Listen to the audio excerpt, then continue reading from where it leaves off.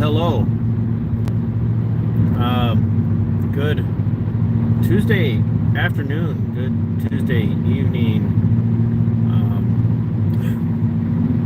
It is September 17th. It's Constitution Day, by the way, so I hope that you will all join me in a moment of silence as we weep in sorrow over what we once had and appear to have lost by way of our republic and the Constitution. So yeah, so if this is your first time seeing this, your first time stopping by the channel, I'm TC, and this is my my show. This is my channel. Well, this is one of my shows. This is a Drive Time Dialectic, and just so everybody's aware, Minnesota is not a no device at all. It is a no hands driving. So, well, not no hands driving. It is no using your hands on a device while you're driving. So, as long as your hands free, voila, as I am hands free. And me talking to you is no more distracting than me having to deal with someone else in the car. So if I tell you to be quiet and just stop talking, you know it's because I'm trying to not get lost. So I think that's how we all do it, right? So AVA is here. Good to see you, AVA. Stephanie Jenks, thanks for stopping in. But yeah, mods, put people's links in the chat if you would. But yeah, so this is Minnesota Black Robe Regiment. It's my podcast, my show, my channel. And thanks for stopping by and checking out what I have to say. And I do want to start the show by saying I've got a bit of an update, so to speak, on Trooper Shane Roper. And this is apropos to the conversation that we're going to have here in a minute, but I did put out that Trooper Shane Roper is officially, as of September 3rd, no longer employed by the Minnesota State Patrol and Department of Public Safety. But I was stand corrected. The Minnesota State Patrol did actually terminate him. They sent him notification of his termination effective September 3rd. So he is no longer drawing money from the wage slaves in the state of Minnesota. So that's a plus. So a round of applause there. Now, I still don't give them any credit at all for firing him when they should have terminated him a very long time ago. He stayed employed by the Minnesota State Patrol for far too long, considering the number of accidents he had before he, with just malice and indifference, took the life of Olivia Flores back on May 18th. And I just also want to continue to point out that he's still not in jail. He still hasn't been booked in. He still hasn't gotten a mugshot. He's still free to go about his life while he waits to go to trial at the end of March of 2025. Let that sink in, if you would.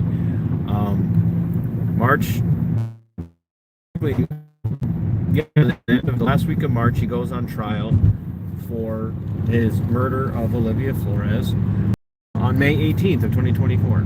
So there's that. But yeah,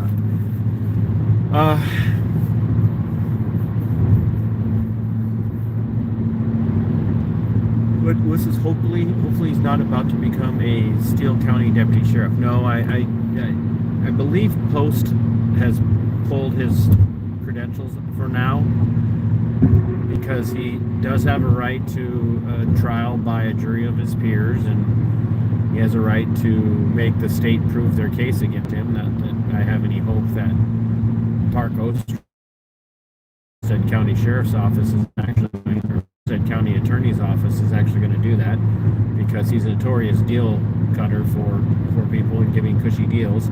Which then brings me to the story, another story that's unrelated but related at the same time. I'm going to be putting up a video either tonight or tomorrow from my friend Chase Johnston, who started a trial for his very life today here in Olmsted County. Chase, if some of you are aware, is the young man who I knew from my time as a sheriff's deputy in the adult detention center in Olmsted County. Chase was incarcerated there, and I developed a bit of a rapport with him, and he reached out to me after I officially announced that I was no longer employed by the sheriff's office, and was sharing with me how much he respected me and cared for me based on, not cared for me in a weird way, but respected and liked the way I cared for the people that were in my charge, under my watchful eye, and was sharing with me that he was doing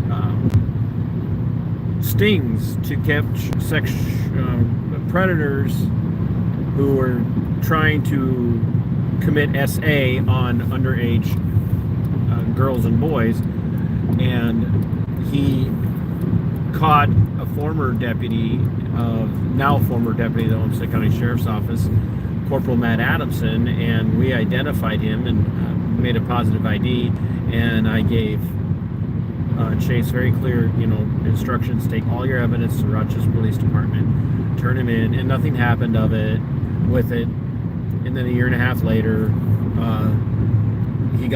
Deputy Matt Adamson got caught by accident by the very people that he had been turned into, and we did find out subsequent to that Sheriff Kevin Torgerson was made aware of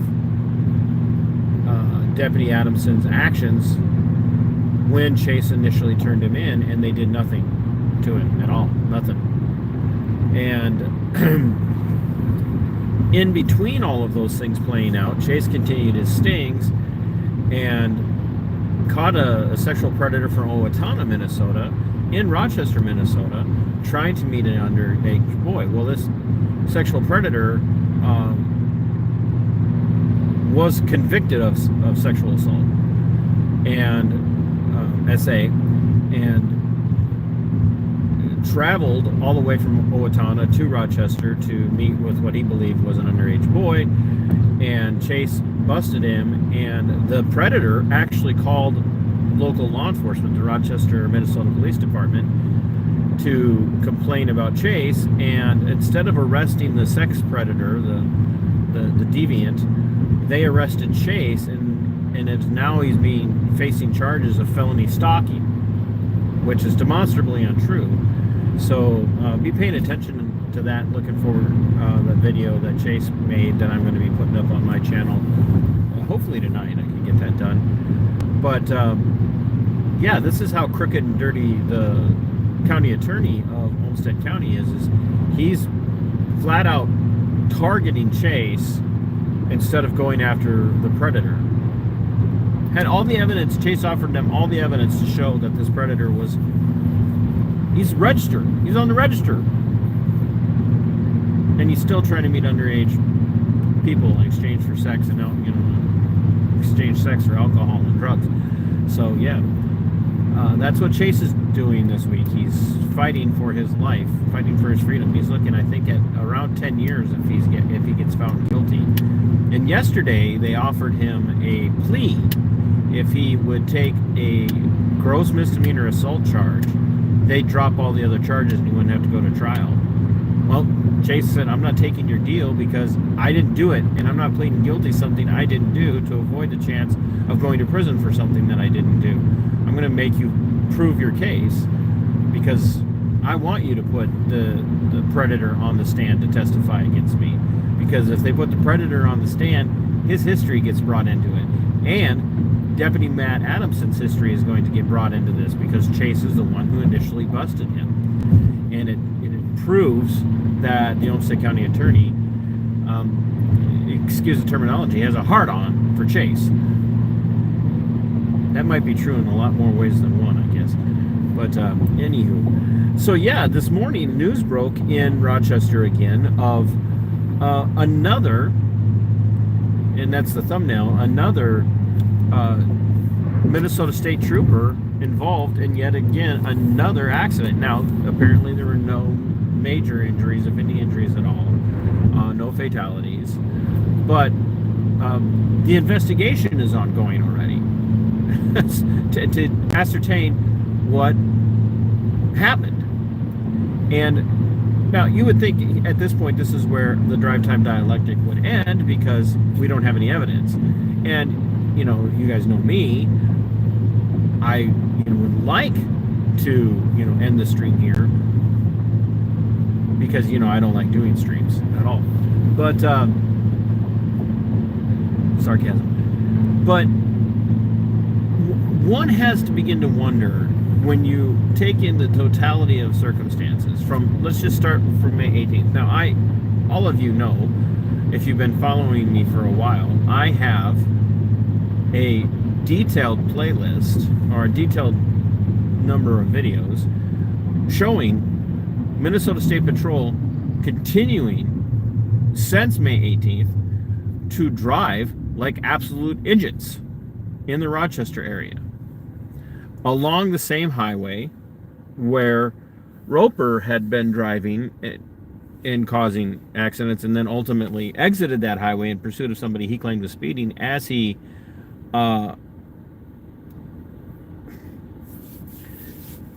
allegedly was pursuing this speeder when he murdered Olivia Flores. And subsequent to that, the driving of the State Patrol has not changed.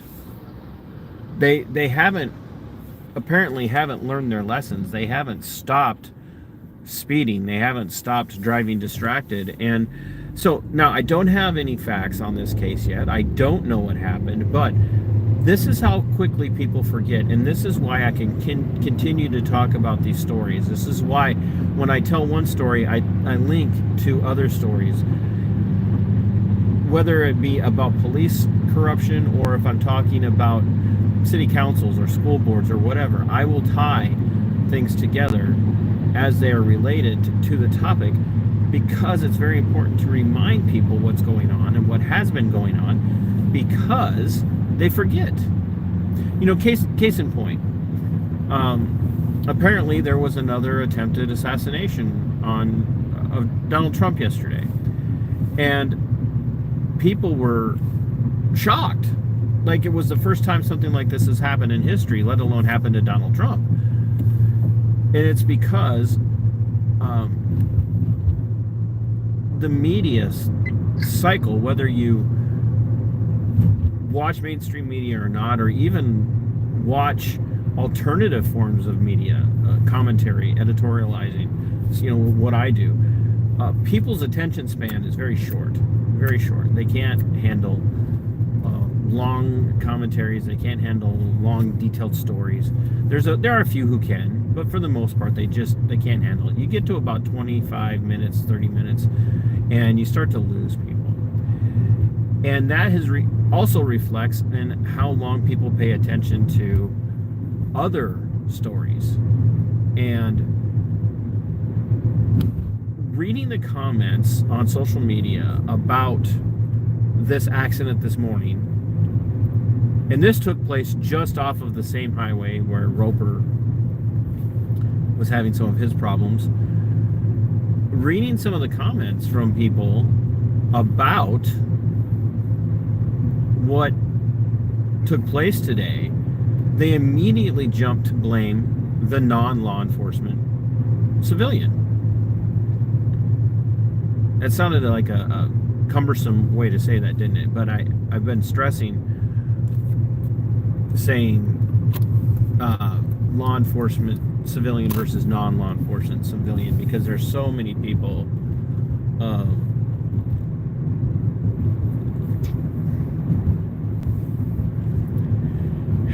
how do I want to say this? There's so many people, especially within law enforcement, that draw a distinction between you civilians and us in law enforcement. And a lot of the public think of themselves as civilians and cops as not.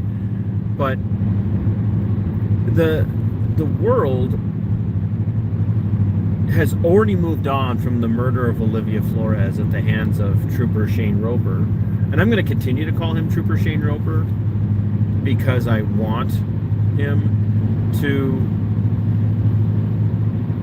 always be tied to, linked to, and affiliated with the Minnesota State Patrol.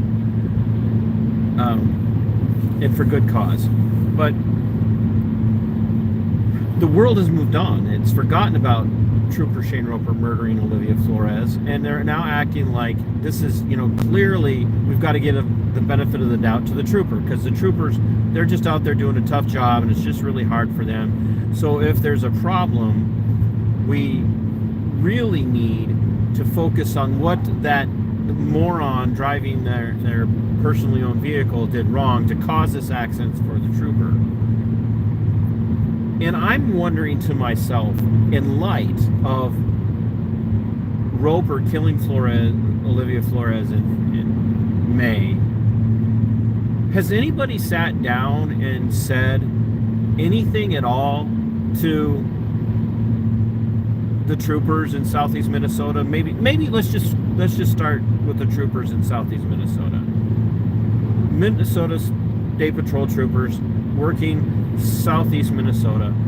Let's do our level best. Let's do our damnedest to make sure we're not getting involved in traffic accidents. No matter how minor the fender bender may be, no matter how serious you think it is or isn't, just let's do everything in our power to not get involved in traffic accidents. Let's do everything in our power to not be seen driving at excessive rates of speed without our lights and our sirens going. Right? Like maybe, just maybe we could do that. But it appears like they haven't. It really appears as if it's still just business as usual. And then this raises the other question is, what's this trooper's history? How many accidents has this trooper had? Are we going to ever find out if this trooper, no matter what his or her name is, are we going to ever find out? If it's ruled a no-fault situation, if it's ruled, a 50-50, if it's ruled the non-trooper, the non-law enforcement civilian's responsibility, are we going to ever learn anything else about how many accidents this trooper has been involved in? No, we won't. The only reason why we know anything about Trooper Shane Roper's history is because he murdered Olivia Flores on May 18th. And we then had to wait and wait and wait and wait and wait and wait and wait nearly 3 months to get any of the details surrounding the accident, let alone any of the details about Roper's history. So I'm sitting here and I'm looking at this situation and I'm saying to myself, we've got another trooper in Minnesota in September. So let's just call it the 18th of September, right? It's the 17th. Well, let's just call it the 18th of September. So from May 18th, when Trooper Roper murdered Olivia Flores, we've got 1 month, so June, July, August, September. 4 months. 4 months, folks. 4 freaking months. And we've got another trooper in Rochester, not on the highway, on a surface street, involved in an accident.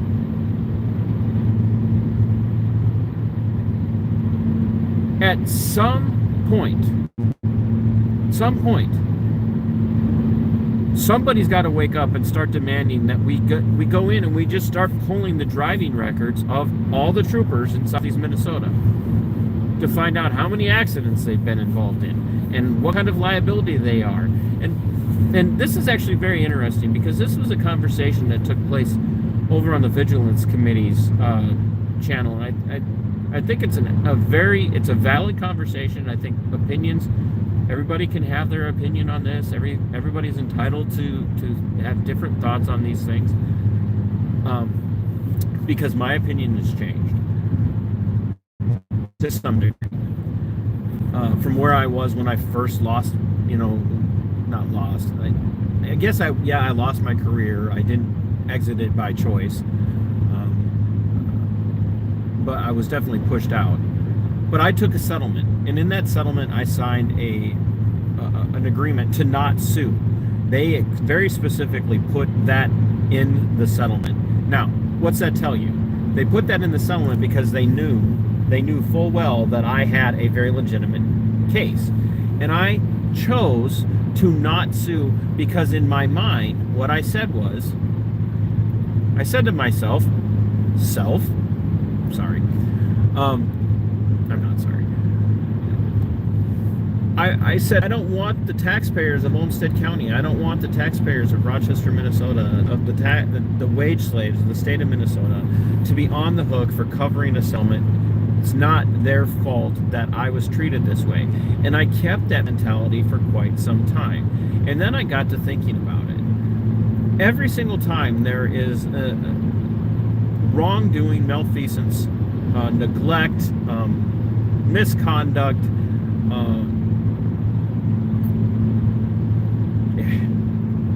you name it, on the part of a public servant, but especially law enforcement,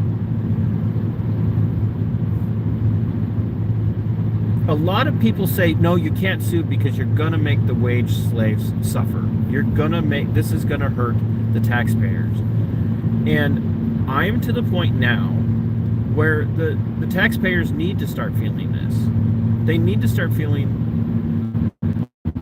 and hurting from the negligence and the malice and the malfeasance of the people that to do a job. If they're big enough and they're painful enough that insurance companies stop insuring agencies, whether it be a sheriff's office, a police department, the Minnesota State Patrol, whatever the case might be. If the insurance companies say, no, you're too high risk, or the premiums to cover you and your moron employees are going to be so high that you're going to almost be priced out of the ability to have insurance, and you're going to have to self-insure, I think that'll start to wake some people up. AVA, we need somehow to get the police to pay from their pensions. It'd be great, but there again, with qualified immunity out there, that's really, really hard. And until we end qualified immunity, and I do absolutely 100% believe in ending qualified immunity, I think that and make no mistake, qualified immunity applies to every person in the public sector. It's not just cops. Every single person who works in the public sector has qualified immunity. Prosecutors, public defenders, law enforcement, the janitors, the city council members, the county commissioners, you name it, they all have some form of qualified immunity. Judges have judicial immunity.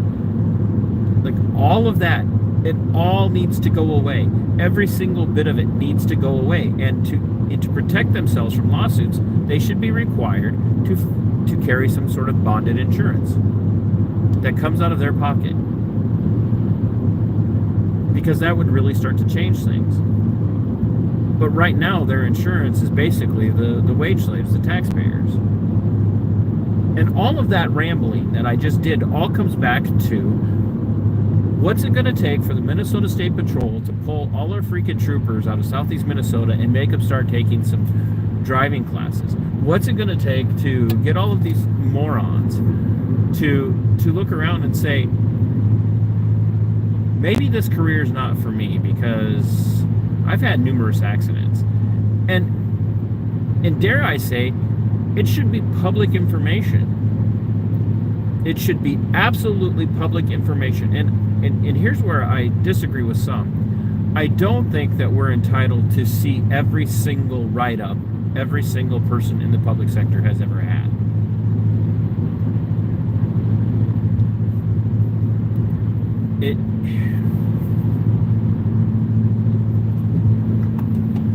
look, if you get rolled up on your job, and somebody walked in and said, I demand to see the discipline history for so-and-so at such and such retail, your employer is going to go, what? No. But in the situation of people who are on the dime, the back of the taxpayers, who are literally earning their not even earning, but getting their keep paid for by the wage slaves, people who don't have a choice. We have to pay our taxes one way or another. You're paying your taxes, and if you don't pay your taxes, they're going to send them in with the guns to come get you and take you away for not paying your taxes, right? I mean, like, if you just think about that. You will pay your taxes, or we're going to come and put you in prison for not paying your taxes. So you better pay your taxes so that we don't have to haul you away for not paying us to haul you away. But to some degree, a good portion of what these people are written up for should be public information. And they should have their driving assessed every shift. Every shift, their driving should be assessed. Their speed should be noted and annotated. It should be part of public information. I should be able to go in and say, I want Trooper Johnston's dash cam videos for the day. I want Trooper Johnston's speedometer readings for the day. I want their braking reports for the day. I want all of those reports from this day because I saw him doing 85 in a 60 along the highway. No lights, no sirens. So I want it all today. And don't tell me that's private disciplinary information. No, it's not. It's not private disciplinary information. If you want to withhold from me what kind of discipline Trooper Johnston did or did not receive for violating agency policy, we can have that conversation. But I want all the information regarding what happened with this individual. And I don't think, and I think you would all agree with me, it shouldn't have to wait until the morons kill somebody for it to come out, or get involved in even a minor fender bender. And I would venture a guess. I saw Illinois Tyrant was in here. I see that we had Cliff from the Vigilance Committees in here, others. But wherever you guys are watching from whatever state that you're in, from whatever locale you are located in, I would bet it's the same. I would just almost bet it's exactly the same. And we, this is me, the act of localism, this accountability activist, accountability advocate. We, all of us, we need to be responsible for going in and demanding these changes. And if we can't be bothered to do it, then this is going to come off as a little harsh, my friends, and I don't mean it to, because I know it's not the same for you guys. But what good does it do us to watch the channels that we watch, to network with the people that we network with, to be involved in an accountability community, if all we're doing is watching and we're not taking action?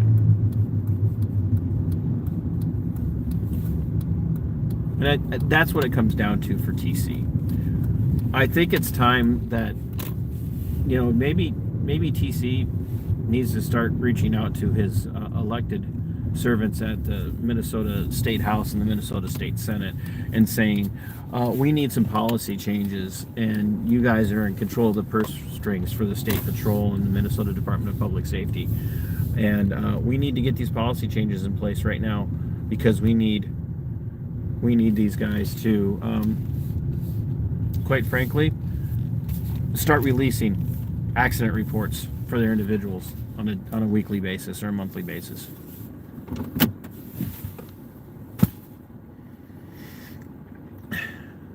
Tell me what you guys think. Come back into because I'm going to end this here. Come back into the chat and tell me, not in the chat, but in the comment section of the video. Tell me what you think. Should we all be doing that? Should we all be showing up at our state houses, Minnesota, the House and the Senate, and demanding that this kind of policy gets put into place, that something gets codified to require that all law enforcement be required to release speed reports and accident reports and all of that? Because I really think it does. I think it would really begin to change some things.